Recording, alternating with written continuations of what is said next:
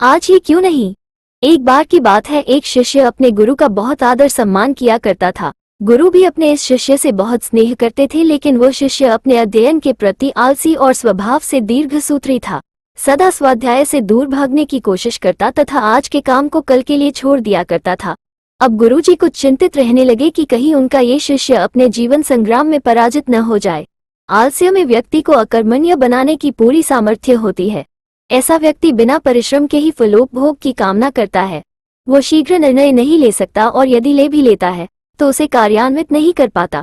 यहाँ तक कि वो अपने पर्यावरण के प्रति भी सजग नहीं रहता है और न भाग्य द्वारा प्रदत्त सुअवसरों का लाभ उठाने की कला में ही प्रवीण हो पाता है। उन्होंने मन ही मन अपने शिष्य के कल्याण के लिए एक योजना बनाई।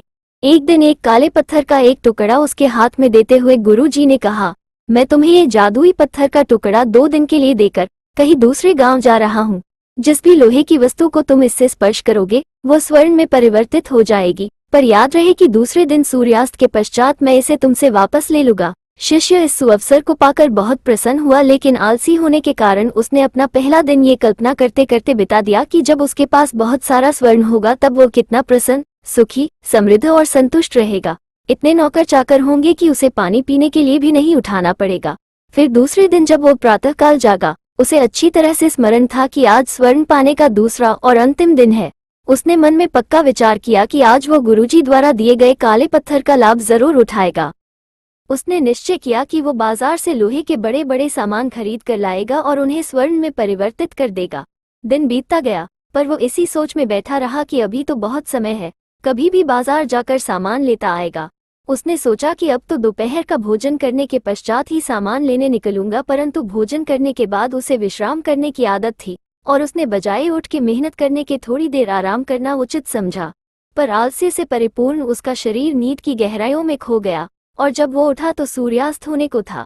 अब वो जल्दी जल्दी बाजार की तरफ भागने लगा, पर रास्ते में ही उसे गुरुजी मिल गए। उनको देखते ही वो उनके चरणों पर गिरकर उस जादुई पत्थर को एक दिन और अपने पास रखने के लिए याचना करने लगा, लेकिन गुरुजी नहीं माने और उस शिष्य का धनी होने का सपना चूर चूर हो गया।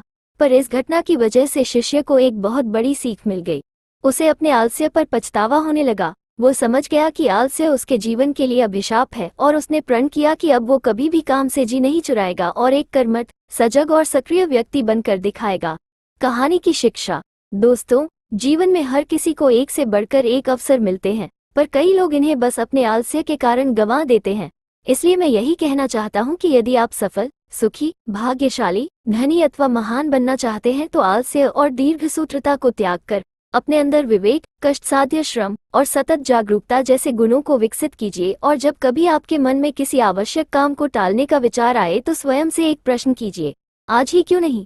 दोस्तों, अगर यह कहानी अच्छी लगी हो तो अधिक से अधिक शेयर करें और लाइक करें।